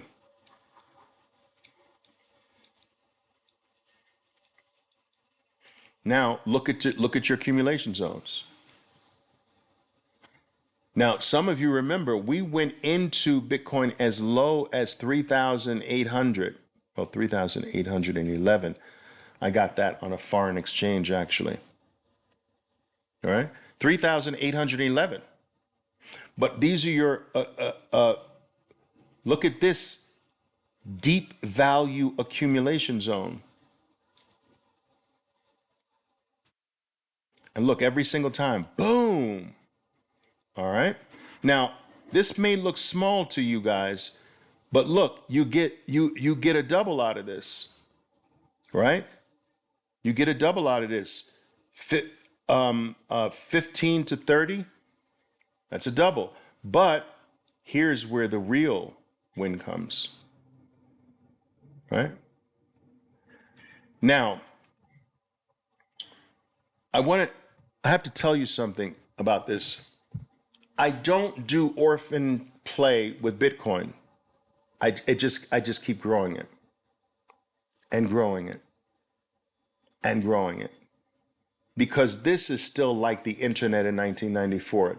It's stupid to sell in 1994 the internet. So it's just accumulation phase for me. Time for me. Now also, when I sell out of other things, listen to me carefully. When I sell out of other things, I sell to Bitcoin. I don't sell to cash. Okay, I have to maybe sell to cash, but then I put that cash in Bitcoin. So Bitcoin is the win for me. If I get a play in Tesla and Tesla doubles and I take 80% out of the play, 80%, whatever that value is, goes right into Bitcoin. Bitcoin is the win for me. The same way for you, dollars is the win. Dollars is not the win for me. Bitcoin's the win for me. Let me show you this. I am not going to, I no longer,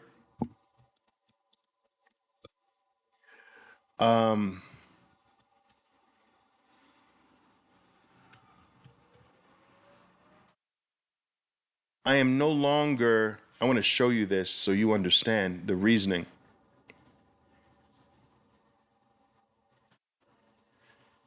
This is, guys, this is the US dollar over the last,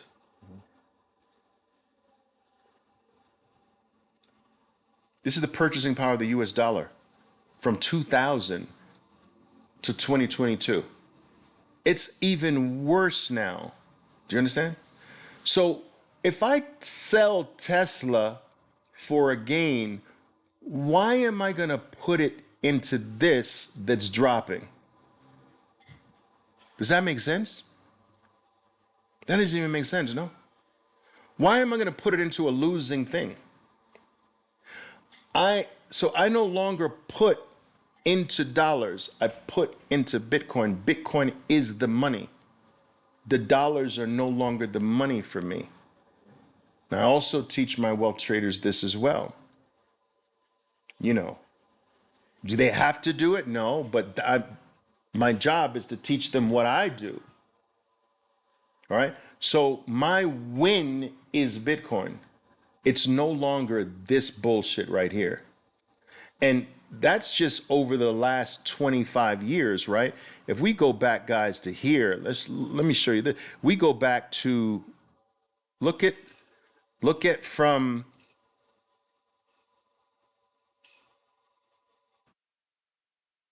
1900. Look at your purchasing power from 1900. I'm not making a win here to go to this.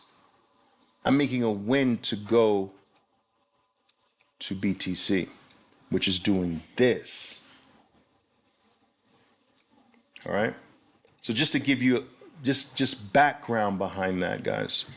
All right. All right. So let's go back here. Facebook, we talked about this. Microsoft, guys, look. So let me do this. I'm sorry. Let me do this. I think it's better if I do it on the actual chart. I hope you don't mind. So I'm going to do it like this.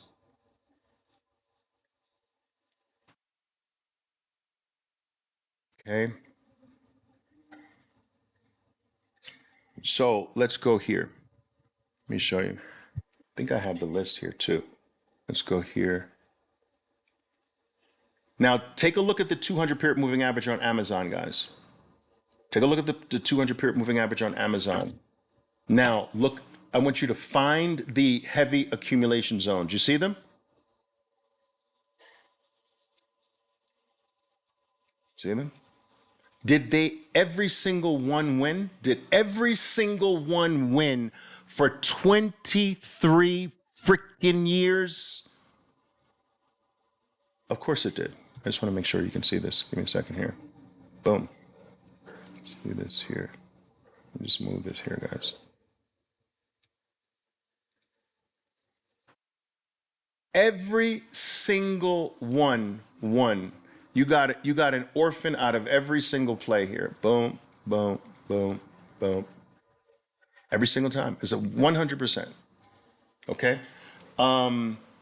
If we go to, we do Tesla. Let's go back over Tesla's.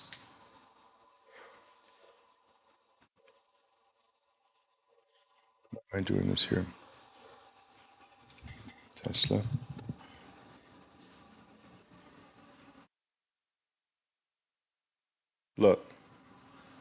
Look at Tesla's history. Heavy accumulation zone under the 200. Heavy accumulation zone under the 200. And like I told you, we're still in play. But it's been a wild success every single time. Okay? Then we have, of course, we saw, I showed you the BTC, heavy accumulation,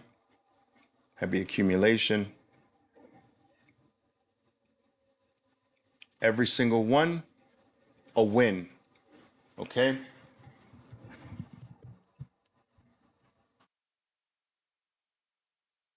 Meta, if this could be extended there, you'd catch there, there, there, there. And of course, this was the deep one. Wow. Okay? And Amazon, I think I showed you this already. Yes. Amazon going all the way back.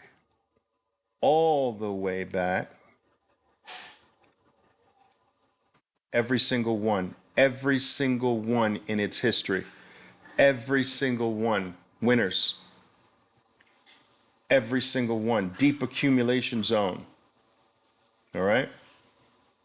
And of course, this is what led us to MicroStrategy. All right, now I did not get this run up, guys. I did not. But I did get this one.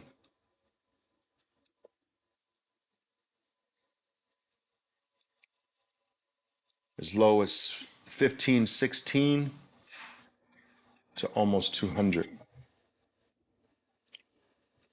And so you can, guys, you can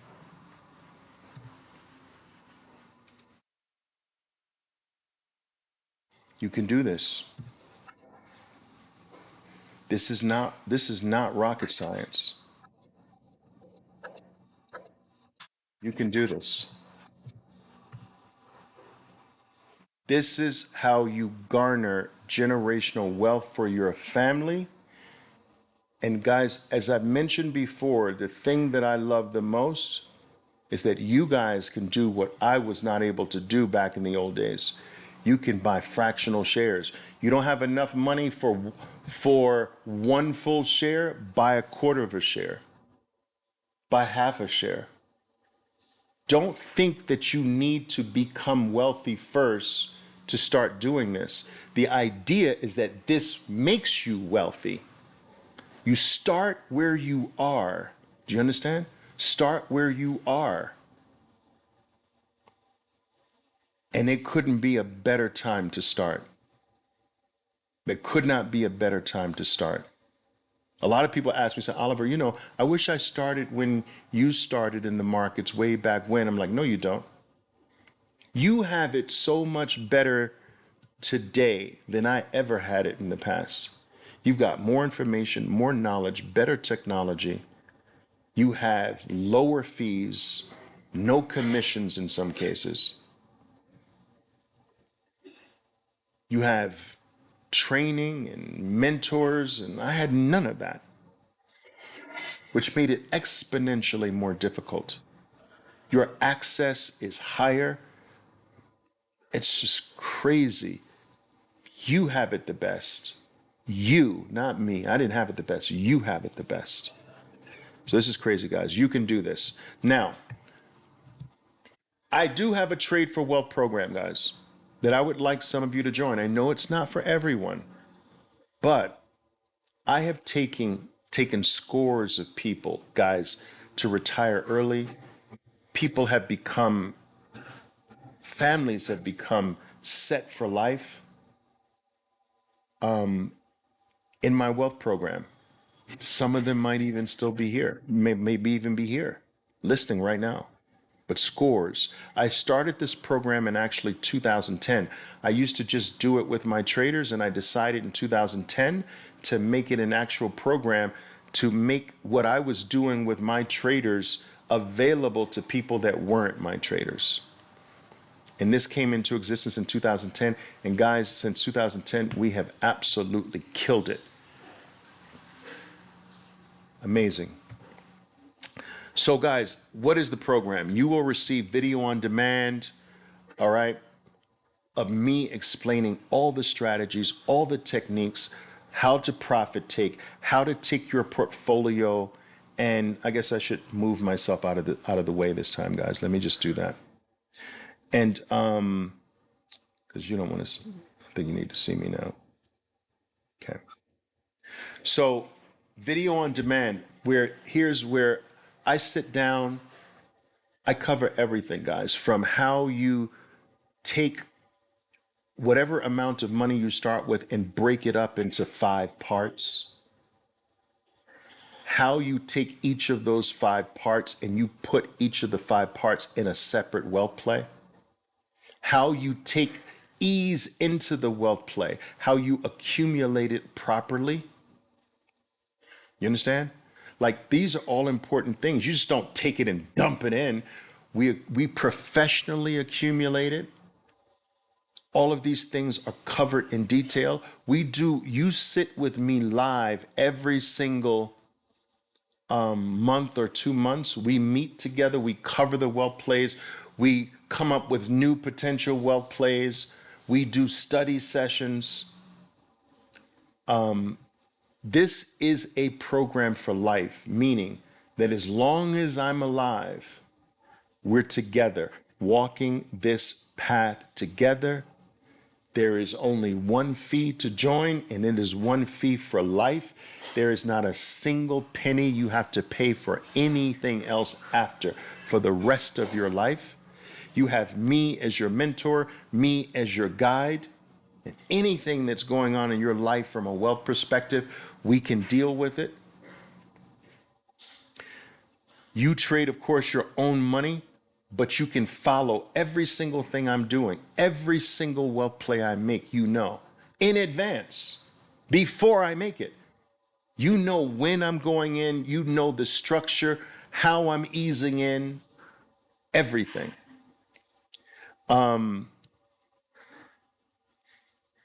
I think this is one of the most unique wealth building programs out there.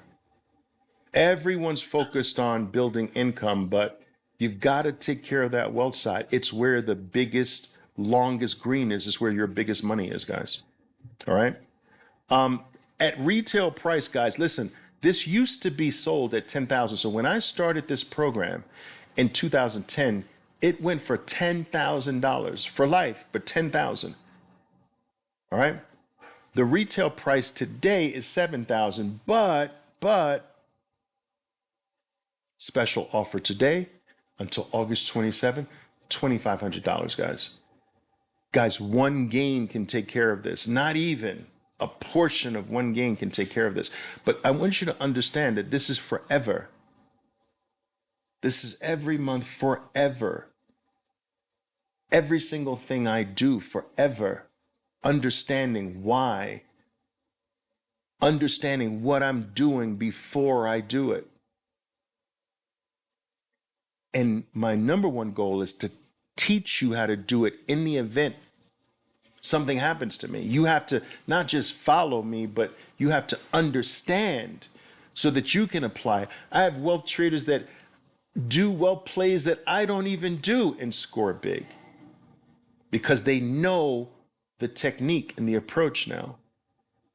It's very powerful, guys. Most people actually need this more than they need the income side. Because most people, guys, most people have an income producing thing. They have a job, they have a career, but they don't have the wealth side. So most people really need this. And some people say, well, I have my 401k plan. Oh God. That's okay, but that's not gonna freaking work. Not if you really want to do this right and score really big. All right. But so yeah, guys, $2,500 until August 25th. tradingolivervelez.com. And If you are really serious, I'm going to actually also throw in the Bitcoin Master Club for Life. So I have a special club, a special program just dedicated, focused on Bitcoin. Remember, I told you how important that is. I'm throwing that in. All of my Trade for Wealth, get that. That's $3,000 all by itself. So you're going to get Trade for Wealth. You're going to also get Bitcoin Master Club for Life. These are 4 life programs. One-time fee, never another cent, never another penny for the rest of your life. And we're together forever. All right. Bitcoin Master Club, guys, my five-step plan for going into Bitcoin. Guys, remember I told you Bitcoin is the money. This is where I would say 80% of our wealth is going to come from. Everything that we went over, from Tesla Play to Nvidia to Apple to Amazon, whatever, that's going to represent about 20% of our wealth. Bitcoin's going to represent the majority of it. So you really want to be here. And I want to explain to you and educate you and teach you why that's the case. This is the new Amazon. The digital money is the same play that I used Amazon, where they digitize shelves. This is instead of the internet of information and knowledge, this is the internet of money. If the internet of information and knowledge turned out to change everybody's life and become the biggest thing the planet has ever experienced, imagine what the internet of money is going to do. So we've got to be here, guys. You need to be here. And the Bitcoin Master Club is part of the program as well. Now, for those of you who really know what you want, if you're really locked in and you sign up, what time is it now? It's 10 minutes after 12. If you sign up in the next 30 minutes, guys, I'm going to give you the Wealth Program, the Bitcoin Master Club, and I'm going to give you access to my Global Trading Academy. This is where every technique, every tactic, from even short-term oriented trading, every indicator I rely on, there's thousands of hours of education on every single thing I use, every single thing I rely on to make money from the financial markets. This academy grows over time. You have lifetime access to it forever. It's an extraordinarily valuable thing, and people pay $3,000 for access to this. So the next 30 minutes, you have all 3. Price is $2,500. Join the program now, guys. You have the ability by over the next 18 to 24 months. Remember, that's your typical wealth time frame. Your life could be very different, guys. And the lives of all of your family members could be very different. Every single 18 to 24 month period, that is our focus. And we've done it extraordinarily well. Make sure that if you do deal with someone, you are dealing with these people, guys. Anybody else is a scammer.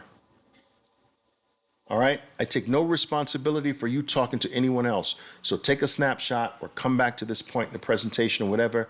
Make sure it's one of these people. Make sure it's that email. Make sure it's this WhatsApp number or whatever. You see, my team speaks English, Spanish, and Portuguese.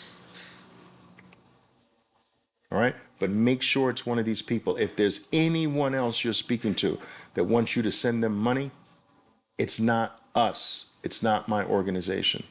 All right? You can do this, guys. All right? I want to thank you. I want to thank you all for coming here. I want to thank you for spending your most precious commodity with me. I know you could be at the mall somewhere, you could be watching a movie, walking your dog around the park, but you're here with me. It's something I'd never take for granted. I try every single time I'm offered the honor, the privilege of being in front of you. I do my best to deliver something of value, something that I believe that you can use for the rest of your life. I hope I've done that here for today. And if I haven't, I promise I'll get better every single time. Every single time. My goal is to get better. All right, guys, ciao for now. I'm looking forward to seeing some of you part of the Wealth team. Ciao. Boom, boom, boom.